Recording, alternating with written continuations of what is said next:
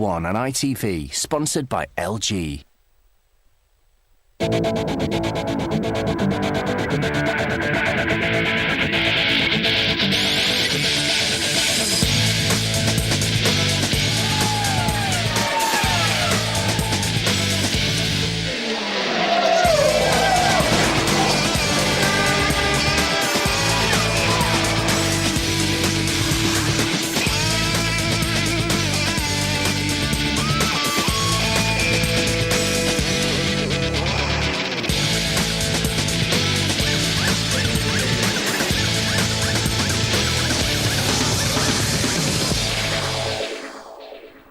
Welcome to Istanbul, the only new venue on the F1 calendar. Remarkably, the Turks have built a circuit from scratch in less than 2 years. Istanbul Park is in the Asian hills on the outskirts of the capital.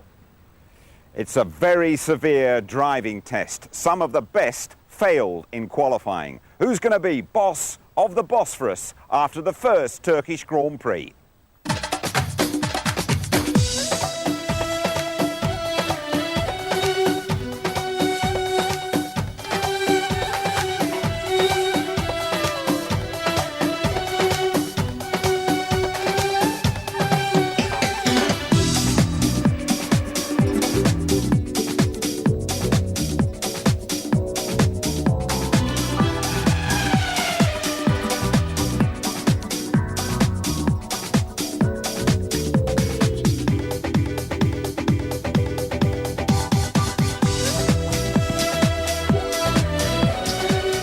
Schumacher, Jenson Button, Jacques Villeneuve, Ralf Schumacher, big names, all made mistakes here this afternoon. Kimi Raikkonen runs very wide, he runs perilously wide, but he gets away with it. What brave driving from Raikkonen, he is really on it here. Raikkonen, the first pole sitter in Turkey. Getting the circuit up and running on time is a huge achievement. There are a few rough edges, but Turkey has joined the Formula One roadshow. Those rough edges, how about the traffic coming here this morning? Horror stories of massive jams, 3-hour trips from the middle of Istanbul, cars being abandoned, all the case of them turning up a little bit late, I reckon. 90,000 people have just under an hour to get inside for the start of the first Turkish Grand Prix. Welcome to the paddock. Despite those jams outside, it has been a massive achievement what they have done here. Basically, they've transformed a piece of rural wasteland into an excellent racing facility in double quick time as well. Cost a little over £80 million. Ted Kravitz has more.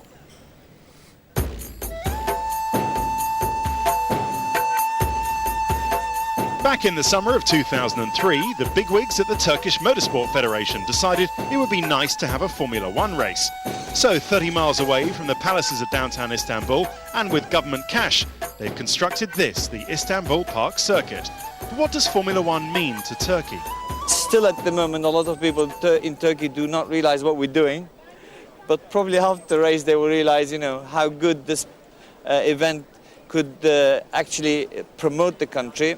Architect Herman Tilke has added his own little version of the Bosphorus Bridge, but he saved his brainpower for the track layout. Tilke wanted to improve on his previous efforts in Shanghai and Bahrain.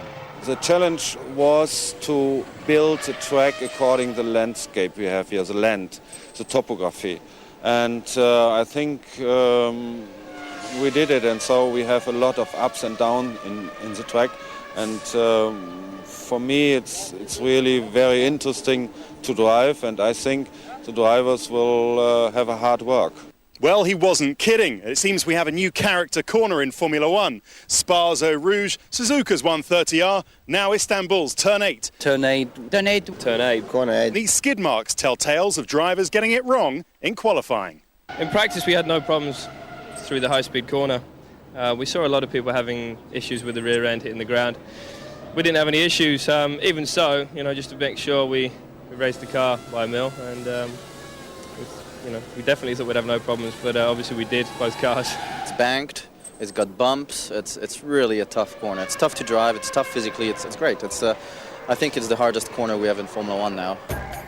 It's going to cost Turkey around £6 million a year to stage the event. So given this country isn't exactly one of the richest nations in Europe, why does Turkey want a Formula One race?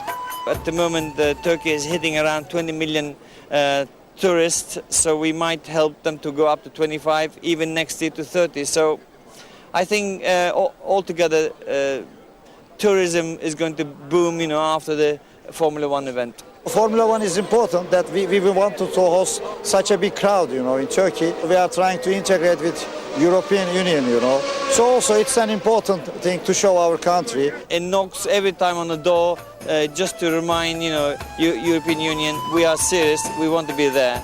So Turkey believe that there are political and economic benefits of holding world sporting events. This year's Champions League final and the World Rally Championship are also part of that picture. All Turkey needs now is for this new track to produce a classic race.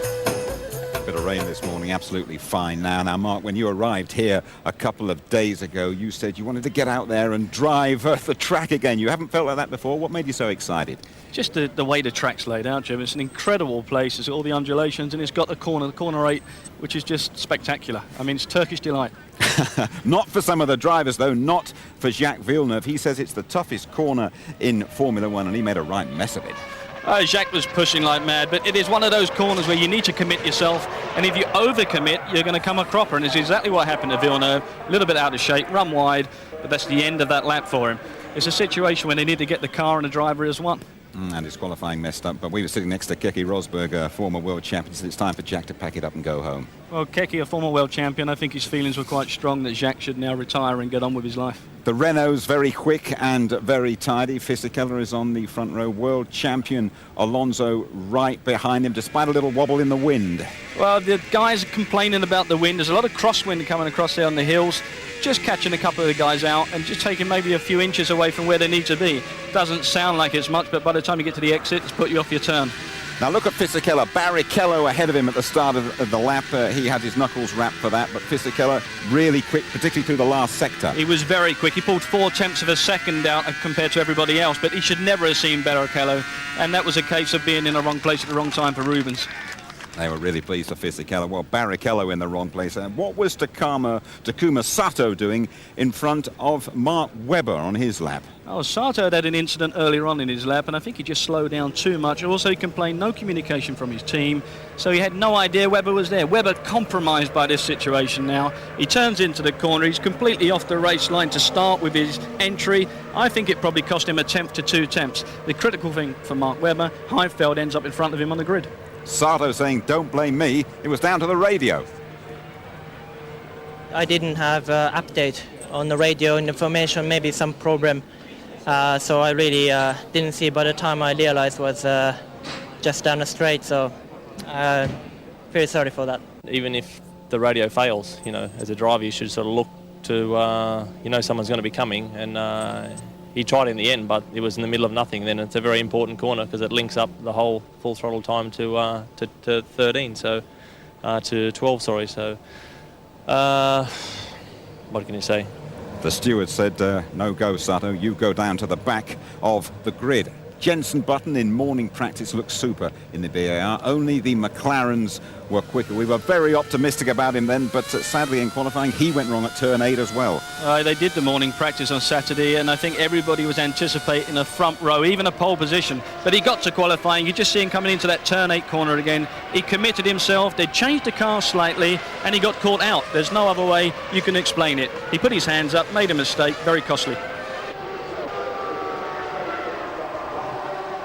It's my fault, really. Maybe the circuit's getting more bumpy, which is it's very surprising if it is, but it does seem to be happening.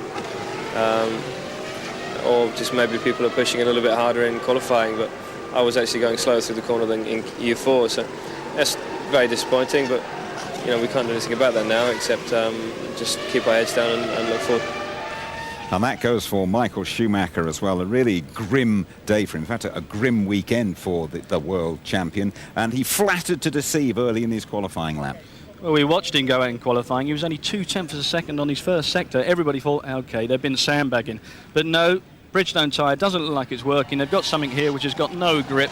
He turns into turn 10, just gets the rear end out of shape, backs off, loses that lap completely. frustration is building up within the Schumacher and Ferrari camp. And they decided to change an engine. That means that Michael Schumacher starts right down the back as well. A glimmer of hope for him. I suppose it is a remote one. Whenever we have come to a new circuit, Ferrari have won first time out. Eddie Irvine winning in Malaysia in '99. Michael first winner in Bahrain. Barrichello winning the inaugural Grand Prix of China. It is a very long shot to extend that sequence today. Kimi Raikkonen, Hungarian winner, loves the ups and downs here, and a super lap from the Flying Finn.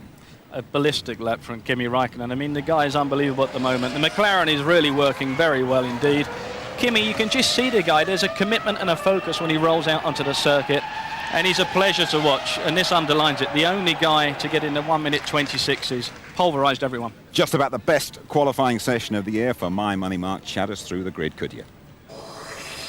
World Championship challenger Kimi Raikkonen takes his 5th pole of the season, the only driver in the 1:26s. Fisichella on the front row for only the 2nd time in 2005. Fernando Alonso is 3rd. He'll be looking for a great start from his Renault. Montoya on the 2nd row, but half a second slower than his teammate. Trulli 5th solid. Heifeld, best Williams BMW, out-qualifying Webber, hindered by Sato. 8th is Massa, the best powered Ferrari on the grid. Ralf Schumacher disappointing in 9th, a second slower than Trulli.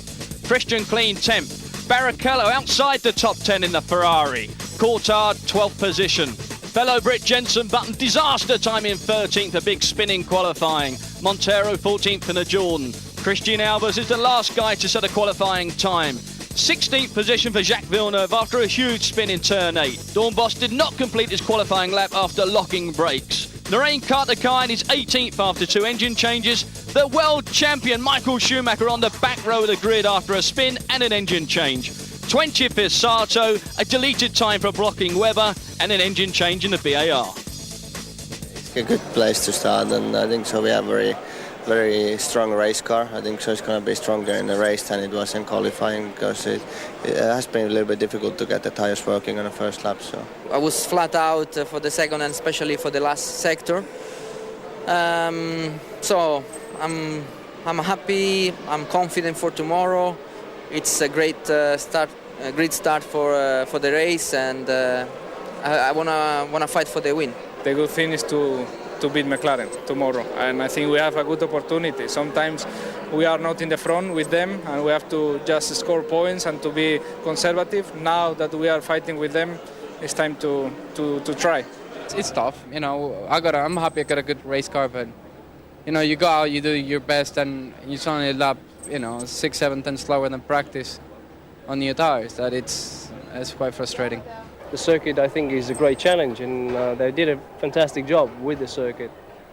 But obviously, it's just down to our car performance, which is not quick enough. I was a little bit cautious because I'd seen what had happened already with Taku and a few other people. We'd also raised the car slightly because we were just being careful. I mean, I didn't hit the floor once during the weekend. And then as I got to the second apex, I hit the ground, and that was it. And the annoying thing was that I was, being relatively cautious, but, it's my fault, really. Well, that was a real shame for Jenson Button, because to me, for the first time this season, Martin, he had a car which could actually race the Renaults in the Grand Prix. I know, I could have cried for him. He's been absolutely flying, maybe even challenging the McLarens. He got a bit out of shape in the third part of that famous turn 8, and then took too much curb in the final part and went off the road. But it should be great to watch him coming through in the race. Yeah, for sure. It's interesting because Herman Tilke has designed this racetrack to encourage drivers to make mistakes, and we certainly saw that in qualifying. But do you think mistakes will become a critical part of the outcome of the Grand Prix itself? Absolutely, without doubt. 58 racing laps, all through free practice and qualifying, all of the support races too. Drivers have been flying off the road. It's going to happen all afternoon. Well, Kimi Raikkonen certainly watched the mistakes all the big names were making. He was determined to grab the first Turkish pole. He went out there, he changed his line through the critical turn 8 from the way he'd been driving it all weekend, and it certainly worked for him. Let's take a look. The Istanbul Park Circuit, 5.3 kilometres, that's 3 1/3 miles, 58 racing laps, 14 turns in total, that's 6 right and 8 left. This is an anti-clockwise circuit.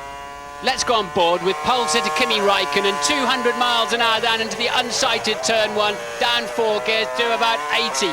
Turn 2 is really an approach zone for the blind turn 3. Remember, our camera is significantly higher than his eyes. We can see better than he can.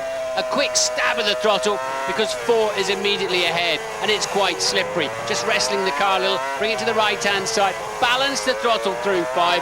Now it's easy. Fantastic acceleration down the bottom of the hill for 7. Pop down 4 gears, bring it down to about 80. Unusual line there, never really kisses the inside curb. Preparing himself for the now infamous turn 8. Watch this. Full throttle on the way and breathes in the middle, keeps it low. Now a little bit higher in the third part, and finally neat, clean, tidy, well sighted through the 4th. Down the hill, 180 miles an hour. Down 5 gears, desperately trying to keep it to the inside. 10 is an immediate right-hander on the top of the hill. He's not got pole position in his pocket yet. A long way to go in this lap. The flat-out right-hand king. He's going to pop 7th gear on the top of the hill. We're approaching 205 miles an hour and the hairpin of turn 12. Down 5 gears, get it to 60 miles an hour. He's fighting the back end of the car. Those hard tyres still not up to full operating temperature. 1 corner to go. Don't hit the curb too hard on the inside. Watch this ballistic acceleration.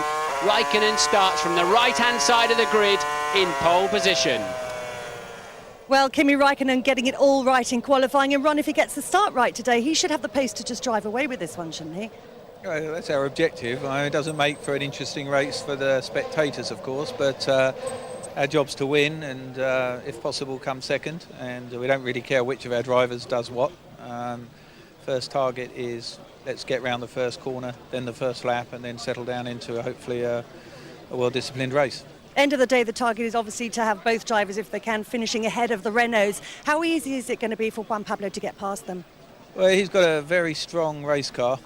We've spent a lot of time in pre-event simulation, and tremendous credit to our technicians back in England who have that responsibility, because they really got it right. It allowed all of the drivers to dial quickly into the circuit and not waste time doing the normal things, aerodynamics, rear ratios, everything. So I think that good race car, he should be very strong. Thanks, Ron. I hope it goes well for you.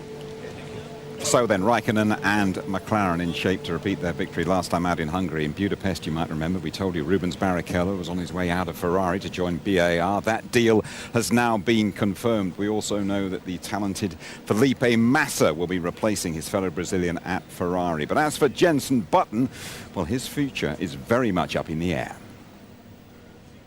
Just like so many carpets, spices and gold being haggled over down at Istanbul's Grand Bazaar, driver contracts are currently being traded in the Formula One paddock.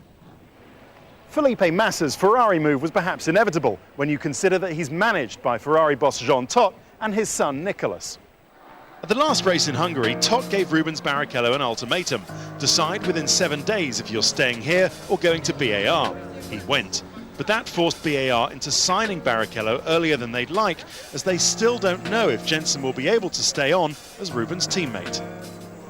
As a team, we would work very well together. I think it would be very good, actually. You know, he's got a lot of experience and he's very good at bringing the car home as well. So I think that's an aim of the teams. You know, we need to get 2 cars in the points consistently, else you're never going to win more championships. So that's the aim, and I think, as I said, he's a very good candidate for the other driver in the team.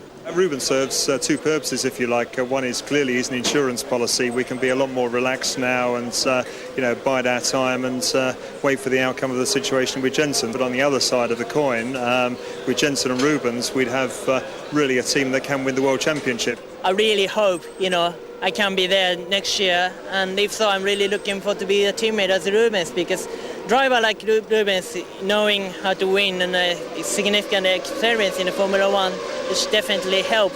So I really have to do one race, have a good race, then have to carry on to the next year. Sato's chances are slim. His reputation within the team has hit rock bottom, and crucially, he can no longer rely on Honda's support. BAR say current test driver Anthony Davidson will be considered for the second seat if Jenson does go to Williams. The Barrichello signing is a kick in the teeth for Davidson. Last year, BAR wouldn't let him try out for a Williams drive, telling him that they'd have opportunities for him in the future. Anthony's now looking for a race seat with another team. Jordan is possible, as is BMW.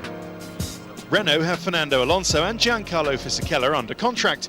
But GP2 Championship leader Heikki Kovalainen will soon be announced as their test driver and could get Fisichella's seat in 2007. Williams have now confirmed they'll be using Cosworth Power next season, and driver-wise, the contracts say it should be Jenson Button and Mark Webber. But if Jenson manages somehow to stay at BAR, any of these guys could be in the frame. The latest rumour has Williams considering taking a chance on Nico Rosberg. Red Bull are almost certain to pair David Coulthard with the flamboyant Tonio Liuzzi, while Toyota look like staying the same, although Ralf Schumacher may well struggle to justify his £14 million salary after being well beaten this season by Jarno Trulli.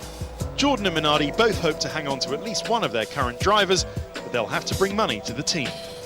Mark, let's talk about the two British drivers involved in that merry-go-round. First of all, Anthony Davidson, so promising, a kick in the teeth, Ted said. Do you agree with that? Well, it's a difficult situation for Anthony. I mean, he knows that car as good as the race drivers who are currently driving it.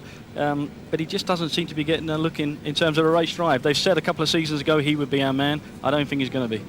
What do you deduce as the latest situation regarding where Jenson Button will be next season? He's the kingpin and all the moves Absolutely. that go on throughout this pit lane here. But the rumour on the street is that Frank will hold out, actually, for the big check to come from BAR and Honda. And if that turns up on his doormat, Jenson will stay at BAR. But he will wait and wait and wait until he sits down to do that deal, Sir Frank, when he's a tough fella to negotiate with. It's a chess game, definitely. OK, we'll see who comes out with a winning move. This Istanbul Park circuit is the latest addition to a magnificent city in Istanbul. It's hectic, it is vibrant. You've got to keep your wits about you, I can tell you that, especially if you drive around the crammed streets. There is plenty on offer, though, as Louise Goodman discovered.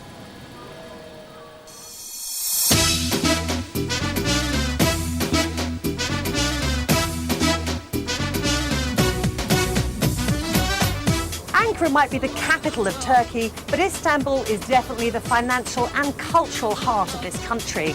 Up to 15 million people live here on the shores of the Bosphorus, this 20-mile stretch of water that links the Black Sea to the north to the Marmara Sea here in the south.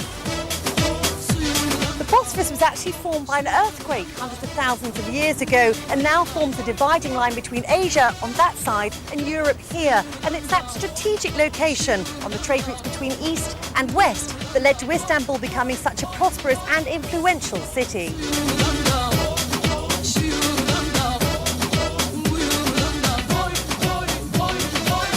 This is Kapılı Çarşı, the Grand Bazaar. It's the oldest shopping centre in the world. Merchants have been plying their trade here since 1461.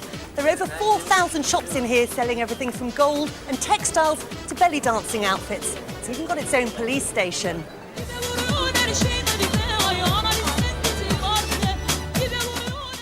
Oldest part of the market. It's mostly silver and antiques on sale around here, and some of the customs in this bazaar have got a lot of history behind them too. The stall holders on the main avenue have always paid their rent in gold. The going rate, 7 kilograms a year.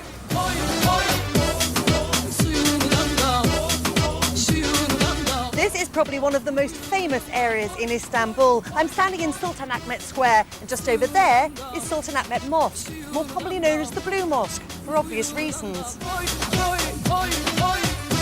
And over there is Hagia Sophia, which was built as a church in the 6th century, and Topkapi Palace, where the sultans of the Ottoman Empire lived until 1857.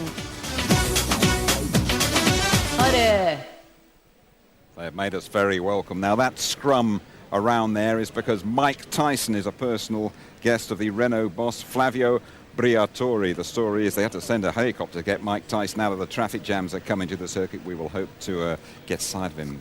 You never know, Marty might try and grab him on the grid for a word before the Grand Prix starts in just over half an hour's time. Who is the heavyweight in the Drivers' Championship? No prizes for getting that. It is Fernando Alonso. He's been on top since the second race in Malaysia, a 26-point gap to our pole sitter today, Raikkonen. Michael Schumacher's chances of retaining his title now virtually non-existent. We will be at home with Jarno Trulli very shortly. Trulli, the only driver to start every race in the top 10. A very competitive group then featuring Montoya, Ralf Schumacher, Barrichello, Fisichella, Heidfeld and Webber.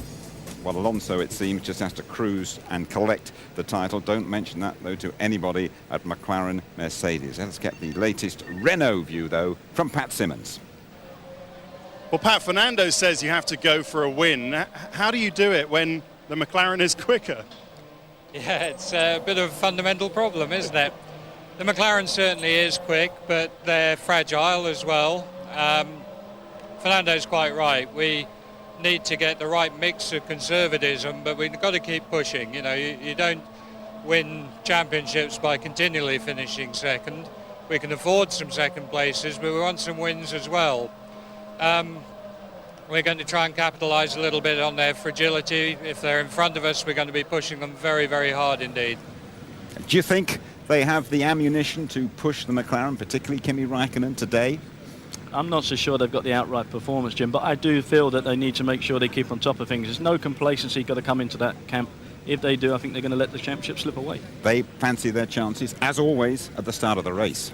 Yeah, they got a fast starting car, but they got Fisichella up on the front row. If he can get in front of Raikkonen, maybe he can hold him, let Alonso get by. OK, thanks very much indeed, Mark. Well, now a fascinating glimpse at the former Renault driver, Jarno Trulli, Monaco winner last year, now having a very, very good season for his new team, Toyota. Well, Jarno Trulli gave ITV F1 and Louise Goodman in particular a very privileged, extensive tour of his Italian home.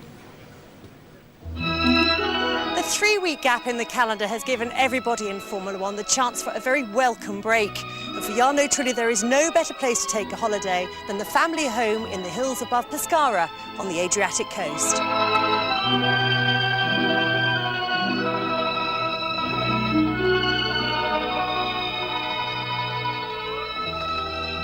So welcome in Italy, welcome to my house, which I will show you in a moment.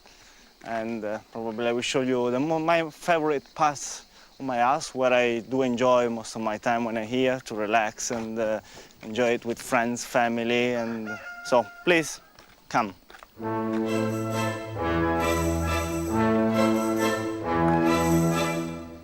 And I'll show you around my house a little bit.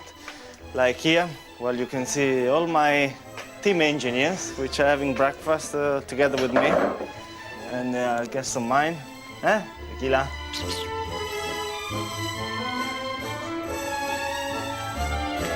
So here is my office, a bit messy as I don't have much time. I don't spend much time at home. But you can see a lot of things, and especially Monaco last year when I won the Grand Prix. And I always pick up the best helmet of the season, which I believe is the best helmet of the season. And an example, the last one is this one, which is going to go up there. And this is the helmet which I recorded the first ever podium with me, with Toyota, in this year in Malaysia.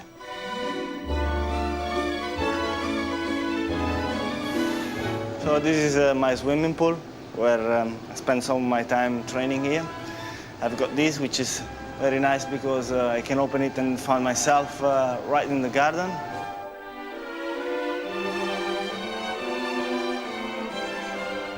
It's a super light bike because it's all carbon fiber. As a Formula One driver, I couldn't have any other things than a carbon fiber bike. And here you can see one of my favorite places of my house. This is the gym where I train nearly every day when I'm home. As you can see, I've got a very nice view in front of me with the beach sea. So, you know, time goes very quickly here.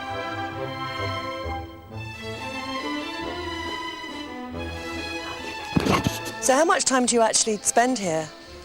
Well, I tend to spend especially the summertime here, maybe a few months, and the rest of the time anyway I spend on the circuit, traveling. That's true. And I live in Switzerland with my family, and so we used to live there, but you know, with such a nice weather, you know, a nice place, I really enjoy myself during the summer here. I prefer to enjoy life with people I love, and for me enjoying life is, you know, just have a chat, a smile, laugh, and be well, be nice, and that's it. Here we are. This is my ringtone. I've recorded it on my mobile and I use it. This chair here is very famous because Ayrton Senna used to come to this house. Oh, did he? On the old time, yes. Because the old owner of this house was a big fan of Formula One and was a friend of Ayrton. And he used to spend a lot of time reading his Bible there. So where are we going now? Now I'm going to show you my big passion outside Formula One, and I'm going to take you with a little ride in the countryside, showing you my vineyard.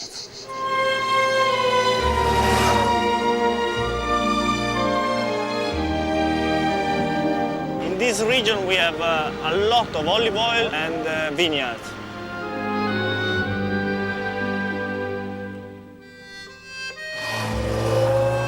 And this region looks like very much to Tuscany. It's exactly the same.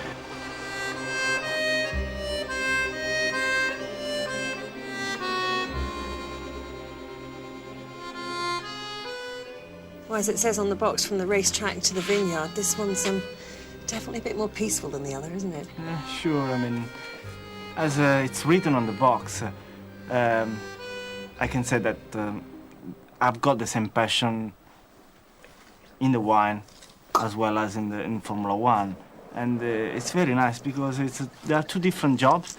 Which one is a game, is a war against the time, while this one is completely opposite. But the passion is exactly the same, you know. The fact that in Formula One, it's a lot of tension, a lot of stress, responsibility. Here, the only responsibility you have is against yourself to produce a good wine. And to not drink too much of it.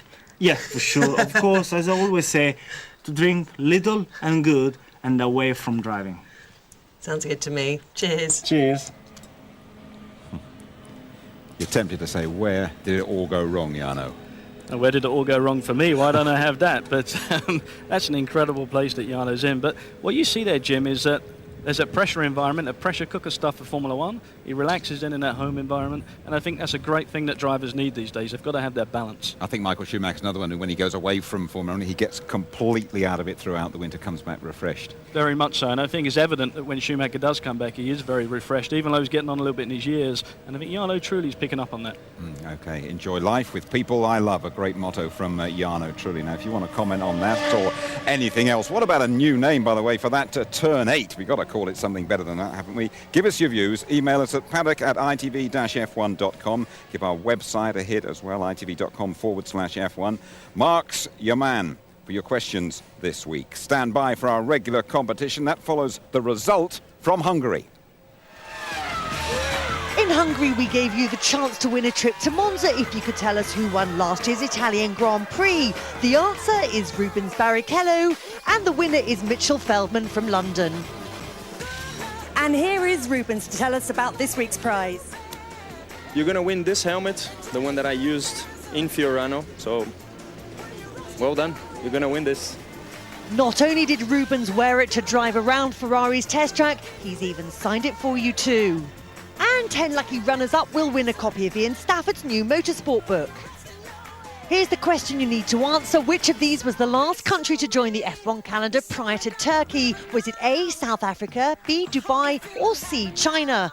Phone us on 0901 293 2020 or text F1 plus your answer, A, B or C, to 63337. Calls and texts cost £1 plus a standard network rate, and the competition closes at midday on Thursday. Just under 25 minutes to go to the start of the first Turkish Grand Prix. Plenty of Renault support here as well, as the Renaults are out just clearing their throats one or two of the other cars. And what about all that crowd trouble, though? 90,000 expected. I wonder how all that is going. Let's get an update from Lou. Well, I'm joined now by Barana Senna, the general manager of the circuit. We're hearing stories of huge jams and huge frustration for some of the spectators trying to get here. Tell us, what's the story? How are things out on the main roads? Okay, I have been here since 6:30 in the morning, you know.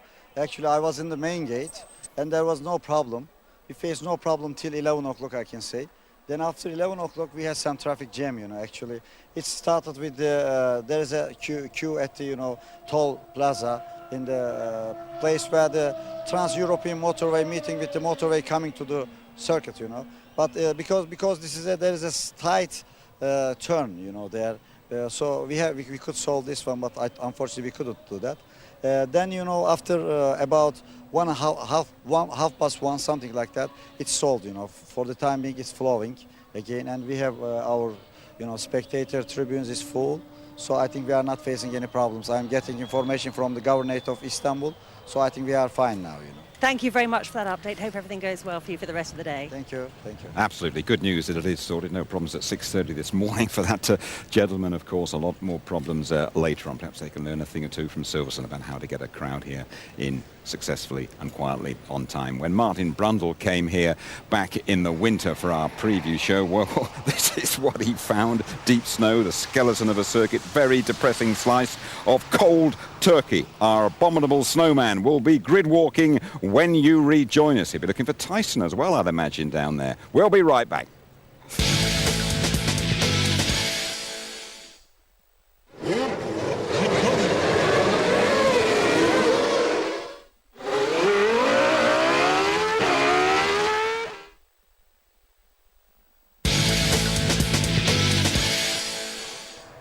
You are back with us at Istanbul Park on the outskirts of the city. The country's first ever Grand Prix is just over 15 minutes away. We heard it could be one of the hottest ever. Not so. A lot of rain around this morning. The GP2 race was really affected. Current temperature 30 degrees and quite a few clouds in the sky as well. Rubens Barrichello winding down his Ferrari career.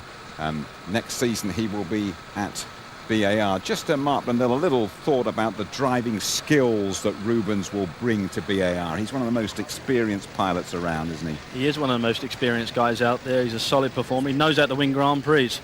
But it's the end of the day now, I think it's a new experience for all of these guys on the grid and for the teams. They're going into a Grand Prix track they've never had any data on, and we're going to see some interesting things. A lot of mistakes expected during the Grand Prix. From Martin and from James. Are you expecting them as well? I'm expecting some, because also you've got an anti-clockwise circuit, Jim. A lot of the guys are not used to that. There's only a couple of other tracks what we've got left-handers like this, and I think that turn 8 is going to catch a lot of people out at the end of the Grand Prix. Okay, that's Peter Sauber and Jean Todt possibly discussing the move that takes Felipe Massa to Ferrari. Let's have a word with one of the favourite characters around the Formula One circuit. It is Irv the Swerve, Eddie Irvine with Lou. Yeah, Eddie Irvine, he's been making quite a few appearances in the paddock this year. You always swore when you retired you were going to kiss Formula One goodbye and not come back again. Well, I did for quite a while, and then I sort of got roped into a few visits, and I wasn't planning on coming to this one, but you know, Chiro and Max and all the boys were coming here, so I flew in from New York yesterday, and Istanbul's an amazing city. Amazing. I'm surprised I've never heard more about it, to be honest, because it really is a gem. A few stories circulating that we might be seeing you in the paddock on a more regular basis, possible involvement with buying out either Minardi or the Jordan team. Is there any truth in those rumours? What can you tell us? I thought you were going to say because we were going to start dating. Hell no. We'll see. You know, we're looking around, see if there's whatever. I don't know. I thought Johnny bought Jordan, did he not? Thanks for that, Eddie. I can see I'm not going to get a clear answer there. Thanks very much.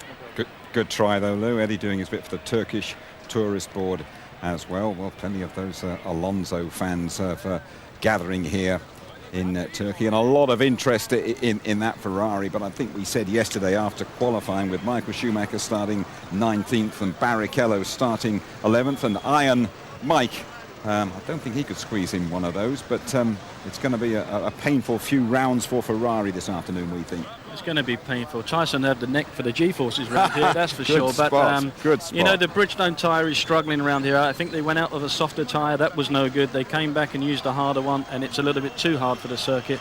Grip levels are down, and you can see that with both the qualifying performances of the cars. Okay, well, Martin is down with the Brits. He will be seeking Iron Mike down there on the grid a little bit later on. On you go, Martin. Hello, everybody. Welcome to the grid. Well, if you've done Silverstone and Spa and all the other nearby Grand Prix and you fancy coming to a faraway one, try this. It's absolutely brilliant as a racetrack. The traffic's dismal, but you want to sit down there in the grandstands at Turn 1 to see some of the most exciting action you'll see of a Formula One car when it's giving out loads of energy. Going to be hard this afternoon for the drivers. I want to try and find a few of them. Let's try for Coulthard first and just get a feel, because I think a lot of things have changed. Sorry to interrupt. DC, the track's going to have changed a lot, isn't it? With the wet running this morning of the GP2, the feeder series to Formula One, and then there's some touring car racing, rained heavily. What can you do about that? How different are you expecting it to be? Well, normally as the track temperature cools, then you can afford to run more front aero in the car. Car becomes less oversteery, but as you can see now, temperature's going up, so we probably need to drop some air out of it, but you will have what's known as a green track, so there won't be a lot of rubber there for the first few laps. Now, how hard is this going to be physically for the drivers? I think most drivers have been keeping the lid on a lot of problems they're having around here. I've heard all sorts of stories down the pit lane now that the cars have come to the grid. Yeah, it is very physical. You know, I've hit my back on the bumps through turn 8, which I had a funny conversation with the circuit manager and Herman Tilke, the guy who designed the track. When I explained about the bumps that we've all experienced, he said, well, a month ago we tested the track and it was okay. Well, of course, that would have been great if we'd raced here a month ago. But unfortunately, we're racing here this weekend, so they need to do something about that. These cars bottom out on the plank and you lose load on the tyre, and that's the main reason you saw all the problems in turn 8 in qualifying. It's a race for wise heads, isn't it? Yes. You know it. See it. Right, let's see who else we can find. Rubens, I know, just left the grid to go for a comfort break, and the crowd applauding. There's a really atmosphere. The atmosphere is really beginning to build nicely here now. And Ralf Schumacher is not around by the looks of it. A lot of drivers going very late to the grid. They are expecting a super hard Grand Prix this afternoon. And Ralf, quick one, quickie, just a real quickie. How physical is this race going to be? Well, I mean, the high-speed corner is going to be physical for the neck. Apart from that, it's not as hot as expected, so it should be fine. Right, did you put extra padding in to protect your neck? No, it was not necessary. My neck is strong enough, so it's okay. Superman. See you later. Right, quick word with Felipe Massa. Felipe, congratulations on your new drive for Ferrari, but today first, what are you expecting the track to be like? Well, it was raining this morning, so the track will be a little bit slippery in the beginning, but I think after a while it will be okay. Starting in position 8 is always good for Sauber, so I hope I can do a good start, be consistent in the race, and hopefully we can finish on the points. Did you watch the GP2 race? Because lots of action in the first lap, loads of places to make up ground and overtake. You going for it? Always. See you, good luck. Right, who else can we... I heard little Bernie was on the grid. Apparently Bernie is a long way behind us, apparently. So I think we'll see if we can find somebody else. Nick Heidfeldt's getting in the car quite early. What about Webber? No, Jarno Trulli. Jarno Trulli, I wouldn't mind talking to. Here he is. We've just seen him in his beautiful house.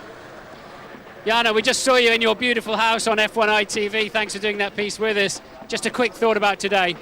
Well, it's a new circuit, so anything can be expected on this circuit. Especially after yesterday's qualifying, we've seen a lot of mistakes. It's dusty, so really need to be concentrated to keep the car on the line. Okay, you seem to be one of the, well, maybe the only driver who wasn't saying this is the best track ever, or this is a great racetrack. Why is that? I don't know, I just found a nice corner, which is the triple left-hand corner, very quick, 260 kilometers per hour. That is challenging. The rest is quite simple, just braking and acceleration, long straight and slow speed corners. Okay, see you later. Have a good one. Right, I think Bernie, we got to dive in. Look at this melee of photographers, cameramen. Right, I'm not. Oh, this is Bernie with all of the Turkish guys, and Mike Tyson. Pasquale, can we have a quick word with the man? And little Bernie?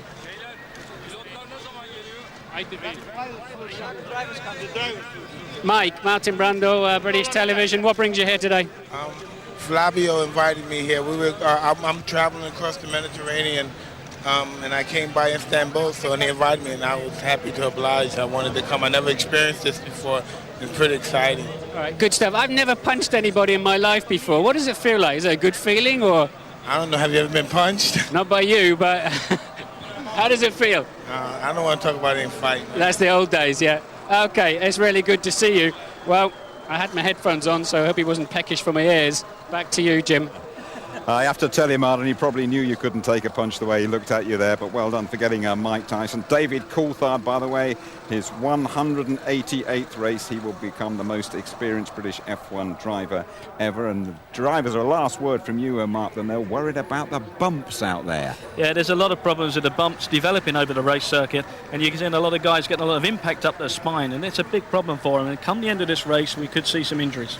Well, there we have Kimi Raikkonen on pole, icily determined to make up ground on that World Championship leader Alonso. Alonso there, poised on the second row behind teammate Fisichella. Will the rapid Renault sort out the McLaren off the line? Juan Pablo Montoya's been there or thereabouts throughout the weekend. Winner at Silverstone, the Colombian a major player in the Grand Prix. Trulli's Toyota pushing for the podium. Heidfeld, Webber, the improving Williams need the points. Michael Schumacher, Button, Coulthard and Rubens Barrichello all must get in the overtaking groove. We are hot to trot in Turkey.